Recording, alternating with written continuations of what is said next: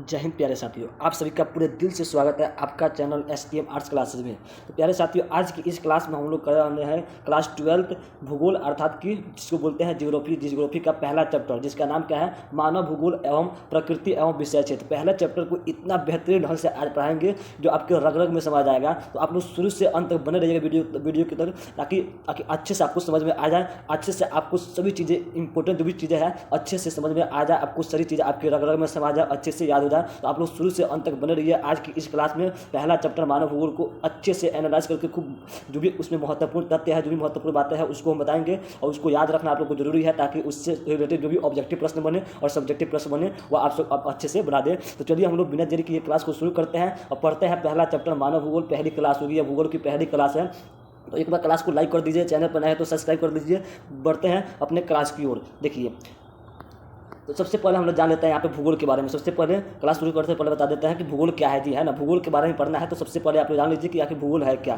भूगोल की परिभाषा यहाँ पे कुछ लिखे हैं, क्या है भूगोल। तो भूगोल वह विज्ञान है जिसके अंतर्गत पृथ्वी के आंतरिक संरचना, बाहरी स्वरूप और वायुमंडल के बारे में अध्ययन किया जाता है, उसे भूगोल कहा जाता है। मतलब कि समझिए कि भूगोल की अनेक तरह की परिभाषा है, मतलब कई सारे भूगोलवेताओं ने अपने अलग अलग विचारधारा से अपना भूगोल का जो है क्या दिया है, तो परिभाषा दिया है। जैसे पृथ्वी गोल है, पृथ्वी के बारे में अध्ययन करना भूगोल कहलाता है। तो ऐसे ऐसे करके कई सारे भूगोलवेताओं ने अपना अपना विचार दिया है, जिसमें से हमको ये जो बहुत ही बेहतर लगा इसको समझाने के लिए कि मान लीजिए पृथ्वी हो गई, पृथ्वी की आंतरिक संरचना, मतलब पृथ्वी की जो पृथ्वी बनी है वो कैसे बनी है ना। उसके बाद बाहरी स्वरूप, इसकी बाहर का जो स्वरूप होगा कैसा है, उसके बाद इसके आसपास जो वायुमंडल है वह कैसा है, इसके बारे में ही अध्ययन करना क्या कहलाता है, तो भूगोल कहलाता है। इसको आप लोग अच्छे से याद कर लीजिए, आप लोग समझ लीजिए बस भूगोल क्या है, तो पृथ्वी के बारे में अध्ययन करना ही क्या है, तो भूगोल कहलाता है। बस इतना समझ लीजिए। चलिए अगला पॉइंट क्या है कि भूगोल के जनक किसे कहा जाता है। भूगोल का जनक जो है हिकैटियस को कहा जाता है। ध्यान से सुनिएगा, यहाँ पे गलती नहीं है। भूगोल का जनक हिकैटियस को कहा जाता है और यूनान देश को कहा जाता है। किस देश को,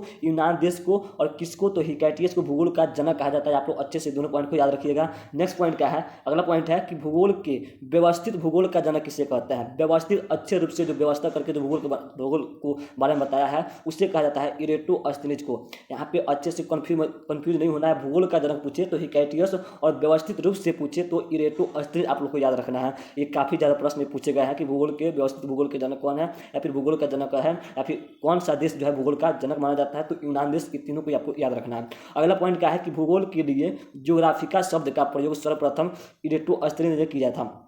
भूगोल के लिए जियोग्राफिया शब्द का प्रयोग जो है सर्वप्रथम किसने कहा था जी, तो इरेटोस्थनीज ने किया था। जियोग्राफिया मतलब कि आप लोग समझ लीजिए कि भूगोल को इंग्लिश में क्या बोलते हैं, जियोग्राफी। भूगोल को इंग्लिश में क्या बोलते हैं जी, जियोग्राफी बोलते हैं।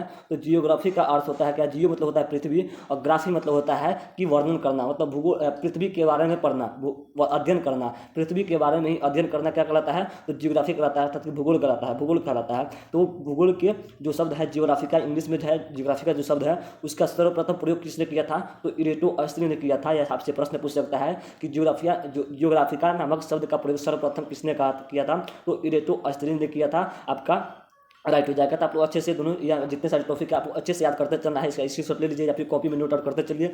अच्छे से आप लोग इसको सारी चीज़ याद कर लीजिएगा, पहला चैप्टर आपके रगड़ में समझ जाएगा। चलिए नेक्स्ट पॉइंट क्या है, अगला पॉइंट है कि आधुनिक भूगोल का जनक अलेक्जेंडर वन हम्बोल्ट को कहा जाता है। आधुनिक भूगोल, यहाँ पे 3 तरह के भूगोल को हमने बताया है, 3 तरह के भूगोल। पहला भूगोल के जनक कौन थे, हिकैटियस से। दूसरा भूगोल के अर्थात कि व्यवस्थित रूप से भूगोल का जनक कौन माना जाता है, तो इरेटोस्थनीज। और वहीं अभी वर्तमान भूगोल, आधुनिक मतलब कि वर्तमान भूगोल का जनक पूछ दे तो अलेक्जेंडर वन हम्बोल्ट को कहा जाता है। आप तीनों का नाम अच्छे से याद कर लीजिए। अगला क्या है, अगला टॉपिक है आपका कि काम मास किसकी पुस्तक है, प्रश्न पूछ सकता है, तो अलेक्जेंडर वन हम्बोल्ट की ही पुस्तक है काम मास। काम मास जो है अलेक्जेंडर वन हम्बोल्ट की पुस्तक है। आपको ये भी अच्छे से याद रखना है, काफ़ी बार ये प्रश्न पूछे जा चुके हैं आपके बिहार बोर्ड के द्वारा। चलिए अगला टॉपिक पे बढ़ते हैं।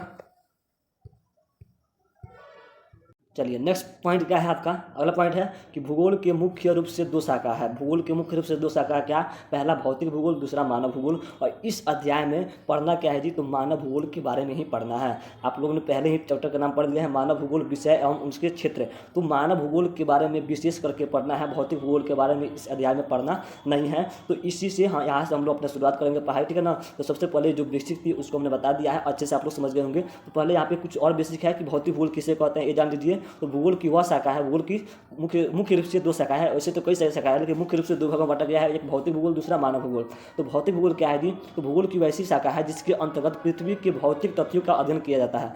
भौतिक तथ्यों का अर्थ हुआ जैसे कि इसके स्थल मंडल, वायुमंडल और जलमंडल जो भौतिक है, जो स्थल जैसे हो गया, वायुमंडल जो हो गया, जो जल हो गया, ये सब क्या है? भौतिक है, भौतिक के द्वारा है, मतलब भगवान के द्वारा बनाया गया। तो भौतिक में भौतिक तथ्यों का अध्ययन किया जाता है, तो भौतिक भूगोल कहलाता है। हमें अगर मानव भूगोल पूछ देता है तो उसमें जब मानव मिल जाता है तो उसे मानव भूगोल कहा जाता है। और इस अध्याय में मानव भूगोल के ही बारे में पढ़ना है खास करके। एक और बात यहाँ पे जान लीजिए, अगला टॉपिक क्या है कि भौतिक भूगोल अर्थात कि आधुनिक भौतिक भूगोल पूछ देता है, या फिर कहें भौतिक भूगोल कहे या फिर आधुनिक भौतिक भूगोल कहे, इसका जनक पूछ देता है तो पोलिडियन को कहा जाता है।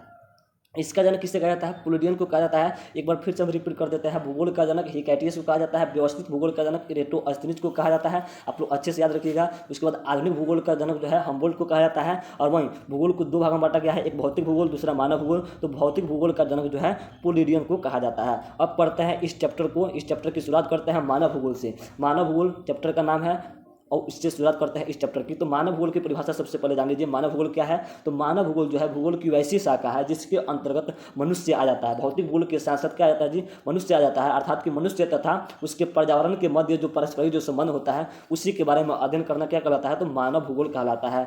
भौतिक भूगोल अर्थात कि मान लीजिए पृथ्वी हो गया, पृथ्वी के जो भी स्थल मंडल है, जय मंडल है, जो भी है मतलब पृथ्वी पर, उसके अंतर्गत जब मानव आ जाता है तो उसी को सम्मिलित रूप को जब हम पढ़ते हैं तो उससे क्या कहते हैं? मानव भूगोल कहते हैं। वहीं अगर पूछ देता है कि मानव भूगोल का जनक किससे कहा जाता है, अर्थात या फिर आधुनिक मानव भूगोल का जनक किससे कहा जाता है? तो फ्रेडरिक रेटजेल को कहा जाता है। यहाँ पे फ्रेडरिक रेटजेल आप लोग अच्छे से याद कर लीजिएगा। कहीं कहीं पे जो इनका नाम केवल रेटजेल दे देता है, अच्छे से आप लोग अच्छे से दिमाग में बैठा लीजिए। तो मानव भूगोल का जनक कौन हो गए? फ्रेडरिक रेटजेल हो गए। और वहीं पूछ देता है केवल भूगोल का भौतिक भूगोल का जनक तो पोलिडियन, भौतिक भूगोल का जनक पोलिडियन, मानव भूगोल का जनक फ्रेडरिक रेटजेल। चलिए अगले टॉपिक पर बढ़ते हैं। अगला आपका पॉइंट क्या है कि एंथ्रोपोजोग्राफिया जो एक पुस्तक है, इसके लेखक कौन है? तो फ्रेडरिक रेटजेल है ना। एंथ्रोपोजोग्राफिया जो पुस्तक है, ये क्या है जी? पुस्तक है। इसके लेखक कौन है? तो फ्रेडरिक रेटजेल है। इसी पुस्तक में जो है फ्रेडरिक रेटजेल जो है अच्छे से मानव भूगोल के बारे में बताया है ना। मानव भूगोल के बारे में फ्रेडरिक रेटजेल जो है इसी पुस्तक में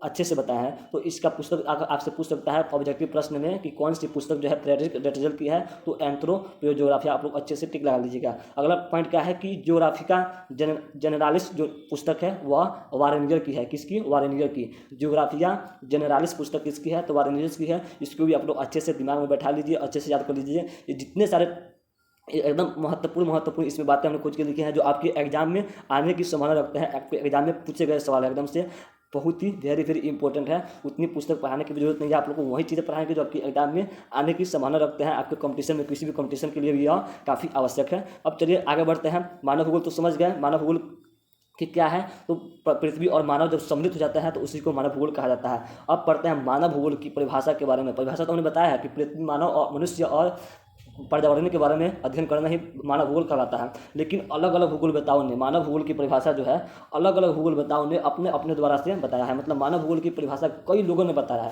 कई लोगों ने मानव भूगोल को अलग अलग परिभाषा दिया है। सभी के बारे में अच्छे से पढ़ते हैं। आपकी किताब में मानव भूगोल जो पहला चैप्टर है उसमें मुख्य रूप से 3 व्यक्तियों का जो परिभाषा है दिया गया है। और तीनों व्यक्तियों की परिभाषा के बारे में आप लोग को अच्छे से याद होना चाहिए। तीनों व्यक्तियों की परिभाषा याद होना चाहिए और उसमें से किसी का भी परिभाषा जो है आपके एग्जाम में पूछ सकता है।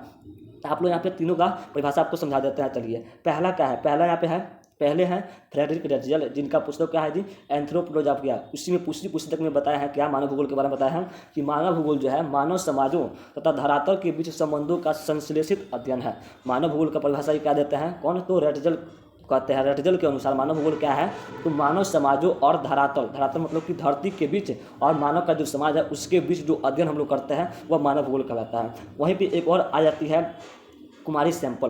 कुमारी सैंपल भी क्या कहती है? इनका अलग परिभाषा दिया है। वैसे खासकर आप लोग समझ लीजिए क्योंकि जो कुमारी सैंपल थी यह इन्हीं का शिष्या थी। कौन शिष्या? मतलब कि लड़की थी। फ्रेडरिक रेटजेल की शिष्या थी, छात्रा थी। कौन? कुमारी सैंपल। तो इन्होंने अपने गुरु का बात रखते हुए भी अपने हिसाब से कहा है कि नहीं ये तो ठीक है, ये मानव भूगोल का परिभाषा ठीक है, लेकिन इसके अलावा मानव भूगोल क्या है तो मैं बताती हूँ। तो कुमारी सैंपल ने क्या कहा है जी कि मानव भूगोल क्या है तो क्रियाशील मानव का कहना करता था कि मानव जो है प्रत्येक समय क्रियाशील है, मतलब काम करते रहता है। मानव क्या है जी, काम करते रहता है। इस काम करते हुए मानव और अस्थायी पृथ्वी के परिवर्तनशील संबंधों का अध्ययन कहलाता है ना। अस्थायी पृथ्वी मतलब पृथ्वी क्या है जी, अस्थायी है, मतलब अपने जगह पर घूमती रहती है या स्थिर नहीं है। तो क्या है जी, घूमती रहती है। तो इस घूमती हुई पृथ्वी और इस काम करते हुए मानव के बीच का जो संबंध है उसी के बारे में अध्ययन करना क्या कहलाता है तो मानव भूगोल कहलाता है। यह कुमारी सैंपल का परिभाषा है मानव भूगोल के लेकर, और फ्रेडरिक रेजल का यहाँ पे आप लोग अच्छे से समझ गए होंगे। अब चलिए अगला पॉइंट है, तीसरे व्यक्ति के बारे में पढ़ लेते हैं। तीसरा व्यक्ति ने क्या कहा है यहाँ, उससे पहले यहाँ पे कुछ टॉपिक आप याद रखिएगा कि मानव भूतल की उपज है। मानव जो है भूतल की उपज है। भूतल मतलब धरती की उपज है, और मानव जो है प्रकृति का दास है। मानव क्या है जी, प्रकृति का दास है। यह दोनों बात किसने कहा है तो कुमारी सैंपल ने कहा है। कु एलन सैंपल इसका नाम है, या फिर कुमारी सैंपल भी कह सकते हैं, इनका नाम दोनों यही नाम है। तो मानव जो है भूतल की उपज है या फिर मानव प्रकृति का दास है, या कथन किसका है आपसे एग्जाम में पूछ सकता है। तो आप क्या लगाइएगा तो कुमारी सैंपल का है ना। उम्मीद है कि सारी बातें हमको समझ में आ रही होगी, आप लोगों को समझ में आ रही होगी। अगर समझ में आ रही है तो एक बार लाइक कर दीजिए, और चैनल पर नए हैं तो सब्सक्राइब कर दीजिए, और अपने दोस्तों के पास भी शेयर कर लीजिए। अब चलिए पढ़ते हैं तीसरे व्यक्ति के बारे में। वह तीसरे व्यक्ति कौन थे जिन्होंने मानव भूगोल का परिभाषा दिया है जो आपकी किताब में दिया गया है विडाल डिल्ला बलास के अनुसार। एक और व्यक्ति आ जाते हैं, पहला तो फ्रेडरिक रेटजल, दूसरा आ जाते हैं उनकी शिष्या कुमारी सैंपल, और तीसरा में एक और व्यक्ति आ जाता है विडाल डिल्ला बलास। ये क्या कहते हैं जी मानव भूगोल के बारे में तो मानव भूगोल के बारे में कहते हैं कि मानव भूगोल पृथ्वी और मानव के पारस्परिक संबंधों का अध्ययन कहलाता है। मानव भूगोल किसे कहता है जी, जैसे कि हमने पहले बताया है कि पृथ्वी के बारे में और उसमें जब मानव आ जाता है तो उसके बारे में अध्ययन करना क्या कहलाता है तो मानव भूगोल कहलाता है। ये इन तीनों व्यक्ति का अलग अलग परिभाषा है। आपसे एग्जाम में ज़्यादातर करके जो पूछता है, ज़्यादातर करके क्या पूछ देता है जी, पूछता क्या है, प्रश्न पूछता है 2 अंक स्तरीय में कि कुमारी सैंपल के अनुसार मानव भूगोल का परिभाषा लिखिए। तो आप लोग इसको अच्छे से याद कर दीजिएगा और अपने एग्जाम में अच्छे से लिख दीजिएगा कि मानव भूगोल क्या है जी। पूछेगा कुमारी सैंपल के अनुसार तो इस परिभाषा को लिख दीजिएगा। वहीं अगर पूछ देता है रेटजल के अनुसार तो रेटजल वाले की परिभाषा लिख दीजिएगा। और वहीं अगर किसी का भी नहीं देता है तो केवल ऐसे पूछता है कि मानव भूगोल किसे कहते हैं तो तीनों में से किसी का परिभाषा आप लोग लिख सकते हैं। तीनों में से कोई परिभाषा दीजिए, आपका कोई भी गलत नहीं होगा। उम्मीद है कि सारी बातें समझ में आ गई होगी। बढ़ते हैं अगले पॉइंट की ओर। अगला पॉइंट क्या है आपका, चलिए अगला पॉइंट क्या है जी, मानव भूगोल की प्रमुख 3 विचारधाराएं हैं। मानव भूगोल के बारे में कई विचारधाराएं उत्पन्न हुई है, जिसमें से प्रमुख 3 विचारधारा है। मतलब मानव भूगोल के बारे में कुछ 3 बातें कही गई है। 3 बातें क्या है आप लोग ध्यान रखिएगा। पहली विचारधारा जो है वह है निश्चयवाद, इसका दूसरा नाम क्या है नियतिवाद, इसका तीसरा नाम है पर्यावरणीय निश्चयवाद, और चौथा नाम है पर्यावरणीय नियतिवाद। निश्चयवाद या फिर नियतिवाद या फिर पर्यावरणीय निश्चयवाद या फिर पर्यावरणीय नियतिवाद। ये क्या होता है जी, आप लोग अच्छे से समझिए। नियतिवाद या फिर निश्चयवाद पूछ देता है आपके एग्जाम में कि निश्चयवाद या फिर नियतिवाद क्या है, इसको अच्छे से समझिए। निश्चयवाद क्या होता है जी, तो जब है ना, निश्चयवाद मानव भूगोल की वह विचारधारा है, विचारधारा ही है जिसके तहत मानव की क्रियाकलापों पर वातावरण का प्रत्यक्ष या अप्रत्यक्ष रूप से प्रभाव पड़ता है, और इसी प्रभाव को मानव आजीवन झेलता रहता है, क्योंकि मानव प्रकृति की शक्तियों के सामने बिल्कुल तुच्छ है और यह प्रकृति से आगे बढ़ने की चेष्टा नहीं रखता है। निश्चयवाद के मतलब का हुआ कि निश्चित है, मतलब निश्चय ऐसे इसको समझिए कि निश्चित है, मतलब इससे ऐसे समझ लीजिए कि निश्चित है कि मानव जो है इससे आगे बढ़ने की कोशिश नहीं करता है। अर्थात कि प्रकृति का जो संदेश है, प्रकृति को अपने से भगवान मानता है। जैसे प्राचीन में क्या होता था जी, जब मानव थे प्राचीन में, इस प्राचीन इतिहास के बारे में देखते हैं तो मानव क्या था जी, मानव एकदम तुच्छ था प्रकृति के सामने, विशाल प्रकृति के सामने क्या था, एकदम तुच्छ था, अपने आप को छोटा समझता था। इस प्रकृति की पूजा करता था, जो प्रकृति कहती थी वैसा ही करता था। बारिश हुई तो एकदम से मतलब समझिए कि जो प्रकृति कहती थी वैसा करता था, प्रकृति से आगे बढ़ने की कोशिश नहीं रखता था। जैसे जैसे प्रकृति इसको भोजन देती थी वैसे वैसे करता था, जिस प्रकार से मौसम बनती थी उसी प्रकार से रहता था। अर्थात कि प्रकृति से आगे बढ़ने की कोशिश नहीं करता था मानव। उसी को क्या कहते हैं तो निश्चयवाद कहते हैं, कि निश्चित था कि इतना ही से आगे नहीं जाना, तुमको इतना ही के अंदर रहना है। लेकिन अभी क्या हो गया है जी, अभी कोई प्रकृति की उतना पूजा करता है नहीं करता है। अर्थात कि जब आगे बढ़ गया है तो उसको क्या हो गया जी, संभव हो गया। जब तक निश्चित था तो निश्चित था, जब तक निश्चित था तो निश्चयवाद, अर्थात कि प्रकृति की संकेतों का पालन करना, उससे आगे बढ़ने की कोशिश नहीं करना। और जैसे ही मानव अब क्या कर लिया है जी, आगे बढ़ गया है, आगे क्या हुआ है, बढ़ गया है। दूसरा विचारधारा क्या आ गया, अब संभव कर चुका है। मानव जो है प्रकृति से आगे बढ़ने की चेष्टा कर रहा है, अब संभव कर रहा है अपनी कामों को। तो ये क्या हो गया जी, दूसरा विचारधारा कैसे आ गया तो संभववाद आ गया। दूसरा विचारधारा क्या हो गया, संभववाद हो गया। तो चलिए इसके बारे में अच्छे से हम लोग समझ लेते हैं संभववाद क्या है। चलिए उससे पहले कुछ पॉइंट है यहाँ पे आप लोग समझ लीजिए। निश्चयवाद की विचारधारा में प्राकृतिक घटक को महत्वपूर्ण माना जाता है। अभी पता है नहीं कि प्राकृतिक घटक मतलब प्रकृति जैसे कहती है वही मान लेना है, मानव का काम वही है ना। प्रकृति जिस तरह से कहती थी वही मानव मान लेता था, अर्थात कि इसमें जो क्या थी, प्रकृति जो है एकदम बहुत ही विशाल थी। प्रकृति एकदम क्या थी जी, मतलब समझे कि राजा थे उस समय। मतलब निश्चयवाद की विचारधारा में क्या थी, प्रकृति ही राजा थी और जो मानव थे उसके दास थे, ऐसे ही समझिए। और इस विचारधारा का प्रतिपादन किसने किया, मतलब यह विचारधारा जो है किसने कहा है, मतलब ऐसी सोच के बारे में किसने कहा है जी। तो यह जो विचारधारा है ये किसने कहा है, तो जर्मन भूगोलवेत्ता, जर्मन के एक भूगोलवेत्ता है कौन, तो फ्रेडरिक रेटजेल। आपसे एग्जाम में पूछ सकता है कि फ्रेडरिक रेटजेल जो है कहाँ के रहने वाले थे, तो जर्मन के एक भूगोलवेत्ता थे। तो इन्हीं ने कहा था निश्चयवाद की परिभाषा, मतलब इन्हीं ने दिया था। अब यहाँ पे देखिए फ्रेडरिक रेटजेल ने क्या कहा था जी, निश्चयवाद का विचारधारा दिया था। लेकिन इनकी विचारधारा को काटते हुए अब मानव ने क्या कर दिया है जी, इस प्रकृति घटक को क्या कर दिया है जी, पीछे करके इससे आगे निकल के संभव कर लिया खुद को, किसी भी काम को प्रकृति से आगे बढ़ गया है। तो वो क्या हो गया जी, संभववाद। अर्थात कि अभी क्या हो रहा है, अभी चल रहा है संभववाद चल रहा है, मतलब कि प्रकृति से आगे बढ़ के मानव काम कर रहा है। तो इसमें महत्वपूर्ण क्या हो गया जी, इसमें इस विचारधारा में, संभववाद की विचारधारा में प्राकृतिक घटक को न मानकर मानव घटक महत्वपूर्ण हो जाता है। तो चलिए देखते हैं संभववाद की विचारधारा में क्या होता है। संभववाद की विचारधारा में क्या होता है जी, तो संभववाद की विचारधारा जो है वह भूगोल की विचारधारा है जिसके तहत मानव जो है प्रकृति के तत्वों को चुनने के लिए स्वतंत्र है, क्योंकि मानव ही इस संसाधन का स्वामी है। संभववाद, इसको दूसरा नाम है संभावनावाद। इस विचारधारा में मानव एकदम अपने आप को राजा समझता है, प्रकृति को एकदम तुच्छ मान लेता है, प्रकृति से आगे बढ़ने की कोशिश करता है। वो समझता क्या है जी कि इस धरती पे जितने सारे संसाधन हैं उस सभी संसाधन के मालिक कौन है जी, तो हम ही है, खुद है, मानव ही है। एकदम खुद को क्या मानता है, स्वामी मानता है। और इसमें जो है मानवीय घटक को क्या माना जाता है, तो महत्वपूर्ण माना जाता है। जैसे कि प्राचीन में क्या होता था जी, बारिश होता था, जहाँ से बारिश हो रही थी वहाँ से मनुष्य जो है भाग जाता था, या फिर सूखा रह जाता था तो वहाँ से भाग कर किसी दूसरे जगह चले जाता था। लेकिन अभी क्या है जी, बारिश हो रही है, एकदम छाता तान लिया या फिर घर बना लिया, तो ऐसे करके अपने आप को संभव कर दिया है मानव ने। तो यह हो गया संभववाद की विचारधारा, जिसमें मानवीय घटक को महत्वपूर्ण माना जाता है। आपसे प्रश्न पूछ सकता है इस विचारधारा को किसने कहा है जी, ऐसी विचारधारा का प्रतिपादन किसने किया है, तो यह जो किए हैं फ्रांसीसी इतिहासकार लुसियन फेवरे ने। पूछेगा आपसे कि संभववाद की विचारधारा का प्रतिपादन किसने किया है, तो लुसियन फेवरे ने किया है। आप लोग अच्छे से इस पॉइंट को भी याद रखिएगा। चलिए अब बढ़ते हैं, अगला पॉइंट आता है क्या, अगला पॉइंट आता है नव निश्चयवाद। अब देखिए इसमें नया निश्चयवाद की परिघटना आ जाता है। निश्चयवाद में क्या थी, प्रकृति का दास बनकर रहना है। संभववाद में क्या बना है जी, तो प्रकृति का मालिक बन गया। लेकिन जब नव निश्चयवाद आया तो कहा ठीक है भाई, प्रकृति का ना तो दास बनना है और ना ही मालिक बनना है, प्रकृति को साथ साथ लेकर चलना है। उसी को कहा जाता है नव निश्चयवाद या फिर नव नियतिवाद। इस विचारधारा में क्या होता है जी, तो इस विचारधारा में जो है निश्चयवाद और संभववाद के बीच की विचारधारा को कहा जाता है। इस विचारधारा को, इसके तहत क्या होता है, तो मानव न तो प्रकृति का दास होता है और ना ही प्रकृति का स्वामी होता है, क्योंकि मानव के कार्य करने की क्षमता जो है असीमित है, मतलब कि जहाँ हद तक यह काम कर सकता है। इसीलिए इसे जो है रुको और जाओ निश्चयवाद के नाम से भी जाना जाता है। अर्थात कि नव निश्चयवाद में जो है मानव जो है प्रकृति के संकेतों को देखते हुए अपने कामों को करेगा। प्रकृति जहाँ पर संकेत देती है कि भाई यहाँ पे हानि है तो वहाँ पे मानव रुक जाएगा, और जहाँ पे आदेश देती है कि अब तो अपना काम कर सकते हो तो वहाँ से जो है मनुष्य अपना काम कर लेगा। यही होता है नव निश्चयवाद की विचारधारा में। इस विचारधारा का प्रतिपादन किसने किया था, इस विचारधारा को किसने दिया था, तो चलिए बता देते हैं। इस विचारधारा को देने वाले पहले यहाँ पर इस अच्छे से समझ जाइए। सबसे पहले यहाँ पे समझ जाइए कि नव निश्चयवाद की विचारधारा में क्या होगा, तो मानवीय और प्राकृतिक घटक दोनों को महत्वपूर्ण माना गया है, मतलब दोनों का बराबर बराबर हकदार है। इस विचारधारा को किसने कहा है, तो ग्रिफिथ टेलर ने कहा है कि भाई देखिए कौन, तो फ्रेडरिक रेटजेल के बारे में विचारधारा में, अर्थात कि निश्चयवाद की विचारधारा को मानते हुए भी, और लुसियन फेवरे की विचारधारा अर्थात कि मानवीय संभववाद की विचारधारा को मानते हुए भी क्या कहा है, नया विचारधारा लाया है नव निश्चयवाद या फिर नव नियतिवाद, कि इसमें जो है दोनों की विचारधारा को, अर्थात कि मानवीय और प्राकृतिक दोनों घटना को क्या माना गया है, तो महत्वपूर्ण माना गया है कि मानव को है जो प्रकृति को साथ साथ लेकर चलने की आवश्यकता है। नहीं तो प्रकृति जो है बहुत बड़ी नुकसान कर सकती है मानव के साथ, अगर मानव जो है प्रकृति से छेड़खानी करता है तब। तो यह विचारधारा किसने दिया है, तो ग्रिफिथ टेलर ने दिया है। आपसे एग्जाम में पूछ सकता है कि नव निश्चयवाद की विचारधारा का प्रतिपादन किसने किया था, तो ग्रिफिथ टेलर ने किया था। ये कहाँ के रहने वाले थे, तो अमेरिका के रहने वाले थे, एक भूगोलवेत्ता थे, है ना।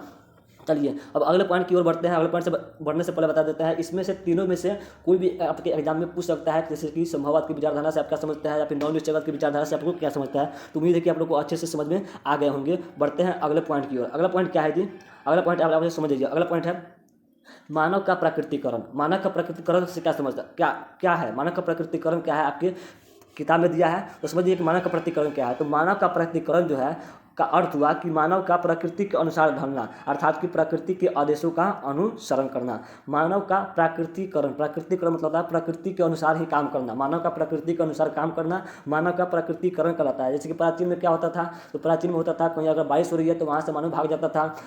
जो प्रकृति है जितना अन्न देती थी उतना ही मानव खाता था। अगर जहाँ पे फल मिलता था वहाँ पे मानव खाता था, फल खत्म वहाँ से चला जाता था किसी दूसरे जगह पर। लेकिन अभी क्या है जी, अभी जो है फल दे या ना दे, खुद से मानव उगाकर खुद से धान गेहूँ का फसल करके खुद से मानव जो है खा ले रहा है। तो यह क्या हो गया जी, मानव का यह क्या हो गया, प्रकृति का मानवीकरण हो गया। अर्थात जो है प्रकृति को जो है मानव अपने अनुसार चलाता है, तो यह हो गया प्रकृति का मानवीयकरण। इसमें क्या होता है, इसका अर्थ हुआ कि प्रकृति का मानव के अनुसार ढलना। जिस तरह से मानव की आवश्यकता बढ़ती गई उसी तरह से प्रकृति का भी मानव के अनुसार ढलते गया प्रकृति, और प्रकृति जो है मानव के सभी कार्यों को पूर्ति करते गई। तो यह हो गया मानव का प्राकृतिकरण, प्रकृति का मानवीयकरण, है ना। मानव का प्राकृतिकरण में क्या होता है, मानव जो है प्रकृति का आदेश का पालन करता है, और प्रकृति का मानवीयकरण में क्या होता है, तो मानव जो है प्रकृति से अपने सारे कार्यों को पूर्ण कराता है। यह मानव का प्रकृति का मानवीयकरण हो गया। चलिए अब बढ़ते हैं नेक्स्ट पॉइंट की ओर। अगला पॉइंट क्या है आपका, अच्छे से समझ लेते हैं। नेक्स्ट पॉइंट आपका क्या है, अगला पॉइंट है मानव भूगोल के कुछ उपक्षेत्र के बारे में बताना है ना। सेशन आपका समाप्त होने वाला है, अच्छे से समझिए। मानव भूगोल के कुछ उपक्षेत्र, अर्थात कि मानव भूगोल के अंतर्गत जो है क्या क्या अध्ययन किया जाता है, इसी के बारे में आपसे एग्जाम में पूछता है कि मानव भूगोल के 4 उपक्षेत्र बता दें या फिर मानव भूगोल के कुछ उपक्षेत्रों के लिखिए। तो मानव भूगोल के अंतर्गत जो है सामाजिक भूगोल के बारे में अध्ययन किया जाता है, राजनीतिक भूगोल के बारे में अध्ययन किया जाता है, जनसंख्या भूगोल के बारे में अध्ययन किया जाता है, आदिवासी भूगोल के बारे में, आर्थिक भूगोल के बारे में और नगरीय भूगोल के बारे में अध्ययन किया जाता है। आपसे एग्जाम में कोई 2 या फिर कोई 4 पूछ सकता है। तो यहाँ पे आपने 6 लिखे हैं, इसमें से आपको अच्छे से सभी को याद कर लेना है। जो भी पूछे आपको, कोई भी जितना पूछे उतना आपको लिख देना है। 2 नंबर का आपका एग्जाम में पूछा जाता है, तो आप लोग उम्मीद है कि अच्छे से इसको याद करके लिख दीजिएगा। सामाजिक भूगोल, राजनीतिक भूगोल, जनसंख्या भूगोल, आदिवासी भूगोल, आर्थिक भूगोल और नगरीय भूगोल आपसे एग्जाम में कोई भी पूछ सकता है, तो आप लोग अच्छे से इसको लिख दीजिएगा। अगला नेक्स्ट पॉइंट है, अगला आपका लास्ट पॉइंट है कि आर्थिक भूगोल के कुछ उपक्षेत्र बताना है। आर्थिक भूगोल के बारे में भी कुछ उपक्षेत्र है, मतलब आर्थिक भूगोल के बारे में क्या क्या अध्ययन किया जाता है। तो संसाधन भूगोल के बारे में, कृषि भूगोल के बारे में, उद्योग भूगोल के बारे में, पर्यटन भूगोल के बारे में और अंतर्राष्ट्रीय व्यापार भूगोल के बारे में जो है आर्थिक भूगोल के अंतर्गत जो है अध्ययन किया जाता है। यह आर्थिक भूगोल के कुछ उपक्षेत्र हो गए। यहाँ से जो आपका सेशन समाप्त होगा, मतलब पहला चैप्टर जो है अच्छे से समाप्त हो गया। इससे एक भी बाहर जो है आपका कोई भी सब्जेक्टिव या फिर ऑब्जेक्टिव प्रश्न इससे एक भी बाहर नहीं बन सकता है। जो भी है जितने सारे ऑब्जेक्टिव और सब्जेक्टिव प्रश्न है इस सेशन में आपका समाप्त हो गया। और उम्मीद है कि क्लास जो आपको अच्छी लगी होगी। एक ही वीडियो में आपका अच्छे से पहला चैप्टर कंप्लीट हो गया। नेक्स्ट जो इसका क्लास होगा उसका जो है ऑब्जेक्टिव लेकर आएंगे, अच्छे से सभी ऑब्जेक्टिव आपका कंप्लीट हो जाएगा। यहाँ से जो आपका पूरा सब्जेक्टिव और अच्छे से संपूर्ण अर्थ जो आपके दिमाग में बैठ गया होगा। अगर क्लास अच्छी लगी है तो इसको लाइक कर दीजिए, चैनल पर नया है तो सब्सक्राइब कर दीजिए, अपने दोस्तों के पास भी शेयर कर दीजिए। क्लास कैसी लगी आप लोग कमेंट करके कमेंट करके जरूर बताइएगा। मिलते हैं नेक्स्ट क्लास में, तब तक के लिए जय हिंद।